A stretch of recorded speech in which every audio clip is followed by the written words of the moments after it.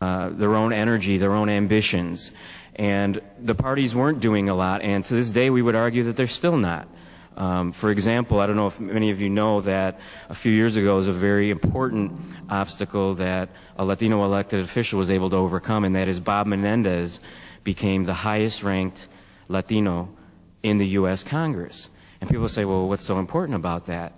But for many folks across the country, and you know, our organization decided to engage in that here in Washington. We moved beyond being an abstraction here in Washington and decided to really get involved in that because, frankly, that's who we are. I mean, we are about empowering not just the community, but our own elected officials. And as we got together to decide, should we take this leap, because we knew we were going to get, when you talk about your own peers in the Congress electing you to be their leader, their spokesperson, it's a very private decision by members of Congress. And so before we decided to get involved on that advocacy level, we went to our board of directors, who is a good mix of both Republicans and Democrats, and had that conversation with them and presented the case to them. And in fact, very surprisingly, many of the Republicans saw the value in that. I think they saw their own struggles on the grassroots level, where they have been working very hard in their respective local and state parties to say, well, geez, if we can have someone like a Bob Menendez break down that barrier, then there'll be more hope for us as we move down. And so we did get engaged, and we did get a hard time from members of Congress who basically told us to stay out of it. But ultimately, Congressman Menendez was victorious in that. And so hopefully now, when we look on the Republican side, we see some of the other leaders, the Lincoln Diaz-Balarts and the Ileana Ros-Lehtnants, who are now poised to take that next step of leadership. I just wanted to also react a little bit to some of the comments that Lydia made, and I think many of the comments were right on.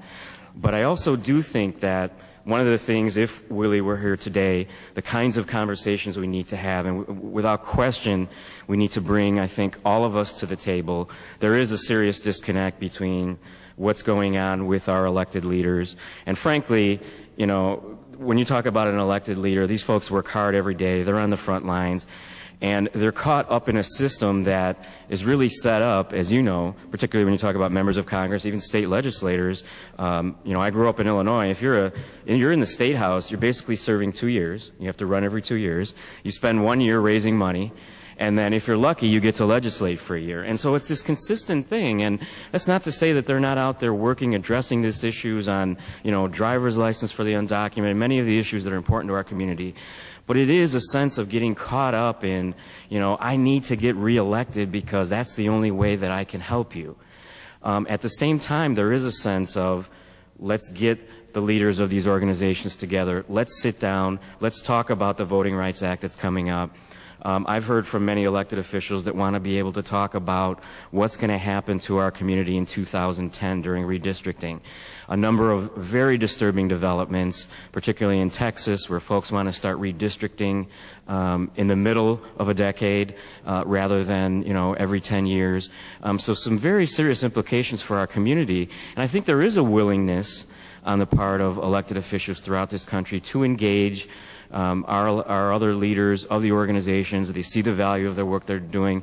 There is a disconnect, and it's those kinds of leaders like Willie Velazquez that, if he were here today, would be able to bring folks together. I think it also sort of leads into the conversation that we have a lot when people always say, well, how come there's not one Latino leader, and say, and people can jump to their own conclusions over the comparison of, say, a Jesse Jackson. I mean, the reality of a Jesse Jackson is he is a mouthpiece on some level, not for all of the African American community, but he has the ability to reach a mass media, to talk about issues that are important to that community. We don't necessarily have that. And I think that whether it's a Willie Velazquez, a Raul Yzaguirre, or whoever it may be, those are the kinds of folks that could have been able to bring together a diverse community, whether it's, you know, Cuban elected officials in the Republican Party, in fact, a growth of Democratic Cubans as well. You know, one of the exciting things that we see happening in our community is there are caucuses being formed.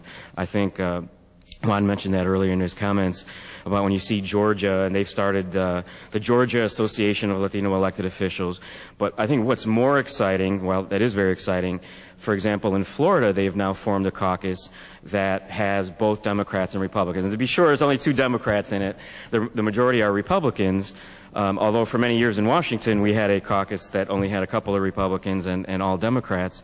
But there's a willingness to step over to the other side to say, hey, you know, let's try to put partisanship aside. Let's talk about the issues, the education, our dropout rate, et cetera, et cetera. And so that's exciting. There are now 9 Latino caucuses all across this nation working on the issues that are important. And there's even a larger effort right now by some of the gentleman by the name of Pete Gallego out of Texas, who's the chairman of the Texas Mexican American Legislative Caucus, who sees the value of trying to bring together state legislators, many of these caucuses and the work that they're doing, wants to bring them all to the table to start having sort of a universal theme for the community. For example, he's been very instrumental in engaging an Illinois Latino caucus that has just been formed. There's 13 members. So there are some efforts that I think we should encourage, and we should engage these legislators as well, because frankly, I think that there is a willingness. It's about getting caught up in the system. That's not necessarily always an excuse, but I do think we need, as Latino organizations, need to take a step back and say, you know, how do we best engage them? We need to continue to make sure that these folks are getting elected, at least the right ones. And what are some of their issues? Because ultimately they are going to be electing us. I mean, I know at Naleo we try to do that in terms of governing. You know, 30 years ago, I think the goal was not only to get folks to participate, but we were happy if we just got someone elected and didn't necessarily think about what happens once you get elected. You know, what do you do? How do you best continue to serve this community? And that's something that we always try to think about, and we hear directly from these elected officials about some of the programs that we have.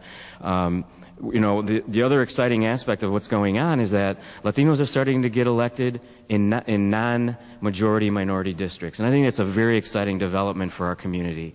But back then, you know, I don't know if anyone would have envisioned that that would have happened. And that's part of what I hear from other elected officials as well. We'd love to have that discussion with them about, is there still value in these kinds of majority-minority districts? Should we still have people representing 80% Latino districts? Or are we as a community better off having 20%, 20%, 20%, 15 here, 10 there, 25 here? Can we have more of an impact on the electoral process? So I think those are the kinds of questions that are raised from a legacy of leadership, the impact as we go down the line about where we've evolved. And I think it is important to have folks on both sides of the aisle. You know, there has been a growth over the years. If you asked me 10 years ago where the community was of those who support a political party, it was about 98% of all Latino elected officials, those who claim a party, were affiliated with the Democratic Party. Today that number has dropped to 93%. So it's been a slow area of growth in the Republican Party. And I agree with many of the comments that Angelo talked about, you know, to be promoting, you know, sort of the non-substantive issues. I mean, the reason they're able to say this is because they did that very well in 2000.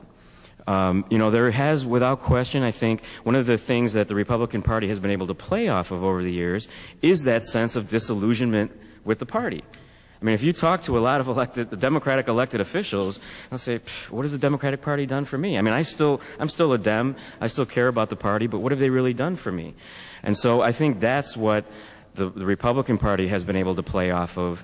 And, you know, at least from our perspective, our organization's perspective, the battle really started in 2000. I mean, I know there was a say, well, 96, and Reagan got, you know, a certain percentage. But in 2000, this party made the effort. They spent money, and we could argue as we take questions about whether it's substantive or non-substantive, but the reality is that's when the real battle started. There was no commitment whatsoever on the Republican side to try to reach Latinos until the year 2000. That's continued into 2004, and so these are the kinds of discussions, and I think always with those legacies in mind. You know, what would they have thought? And I can only, you know, speaking for myself and our own organization, about that we do need to kind of take that step backward. I mean, you're right, we get caught up in Washington and you know, whoa, we want to be friends over here, we want to be friends over there, but what is the right thing to do for our community? And we need to have those kinds of discussions, and we need to have more of those discussions about where we're headed, you know, how we've gotten here, and so I just look forward to your questions and to furthering this discussion. Thank you so much.